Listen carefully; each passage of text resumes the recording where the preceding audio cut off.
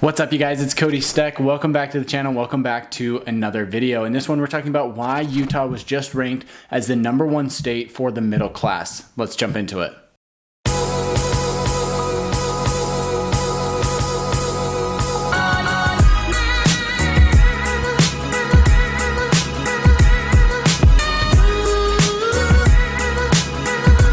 Now, for the purpose of this video, we're actually going to be referencing an old magazine here. I'm going to be throwing screenshots up here on the screen for you so you can actually follow along with what I'm saying here, but we're going to be reading through this magazine. This is from the Salt Lake Board of Realtors, but it is a report that was done by the National Association of Realtors and another third-party company. So without further ado, let's go ahead and jump into this. So right off the bat, it says the middle class comprises the largest economic group in the country. It's also a segment that has been increasingly cost-burdened in real estate, often paying more than 30% of their income towards housing.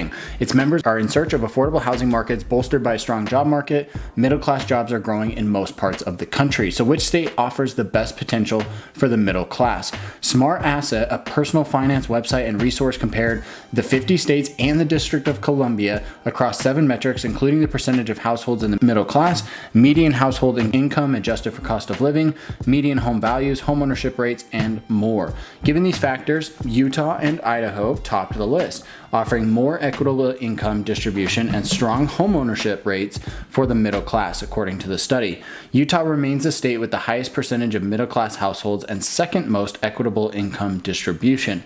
Idaho also ranks well for its more equitable income distribution, along with its home ownership rate, 4-year change in median household income, and increase of middle class jobs. Across all 50 states and the District of Columbia, Utah has the highest concentration of middle class households, defined in our study as households with an annual income between $60,000 and $150,000. Now, real quick, I think that's really important to point out because, that's a pretty big range, right? If you're earning $65,000 a year, you can get by on that. You can make a living. It's going to be a little bit tough. You've got a lot of expenses and bills and stuff. So it can be a little bit hard to make it at like that 60 to 65 range. But this report actually does cover those incomes and classify the middle class as everybody who's earning up to $150,000. So if you're between like 100 and 150, you're definitely going to be in a much better financial spot. So this is, I think, just an important clarification to make for the purpose of this. Additionally, Utah's Gini Index, a measure of income inequality where 0 indicates perfect equality and 1 indicates perfect inequality, is the second lowest nationwide at 0.42. So that's really good. It's basically saying that, hey, if you had to rank states based on how equitable they are, how much income equality there is, Utah ranks second lowest, which is good. Utah ranks third best for its median household income adjusted for cost of living at about $81,500. In addition, from 2017 to 2021, the number of jobs earning an average salary of $30,000 to $70,000 increased by more than 33%, ranking third best. This is really important because that's really how you push people out of the lower classes, is to get them from those lower end jobs that are maybe only paying $20,000, $30,000, $40,000 all the way up to $50,000, $60,000, $70,000. Middle class jobs are growing in most parts of the country. Nationally, jobs with average earnings between $30,000 and $70,000 increased by almost 20% from 2017 to 2021. These jobs grew in 47 states, with Arizona seeing the largest increase over the same time period. 4 places, however, have seen a decrease in these jobs, namely DC, North Dakota, Vermont, and Washington. The following 10 states benefit the middle class the most by those criteria, according to this study. And of course, Utah ranks #1 on that list. So I'm going to jump over here to the right-hand side of the page here and talk about the 7 metrics that they used, and then we'll take a look at this graph here. So #1, they looked at percentage of households in the middle class. This is the percentage of households between $60,000 and $150,000 of annual income. #2 is the median home value. The data comes from the Census Bureau's 1-year 2020 American Community Survey. #3, the home ownership rate in the area. #4, the 4-year change in median household income, how much it's gone up over the last 4 years. #5, the Gini Index, the statistical measure between 0 and 1 of how much income equality there is.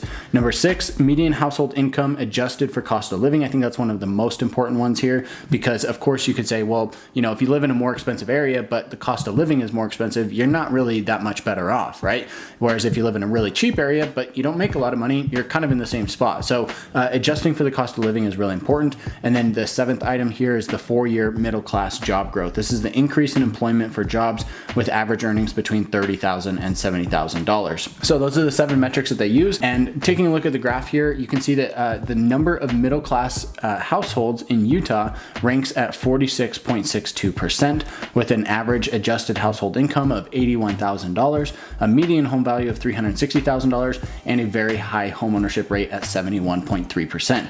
Now, we are right in line with a lot of these other cities or states that are on the top 10 list, so that's really good to see. We do have a median home value that's actually higher than most of these other ones. The only one that ranks higher is actually Colorado. You can see here that we are ranking number 1 at $81,000 compared to Idaho at 68, New Hampshire at 77, Minnesota at 76, and so forth. So that's really, really cool to see. Although the median home values are a little bit more expensive, the household income is higher on an adjusted basis. So guys, that kind of wraps up the article. I hope you enjoyed this one. Again, I just thought it was an interesting article. If you're in the middle class, you know, Utah sounds like it's the place to be. So thank you so much for watching. If you're considering making a move here or you already live here in the state, reach out to me. My team and I service the entire state of Utah, and we'd love to help you with your real estate needs. If you're looking to buy, sell, or invest in real estate, reach out to me. I absolutely love it when you guys do that, and I cannot wait to hear from you about your own individual story and your plan to make a purchase, sell a home, invest in real estate, whatever you're trying to do. Thanks so much for watching. Consider sharing this video with a friend or a family member who's also interested, and we'll catch you in the next one.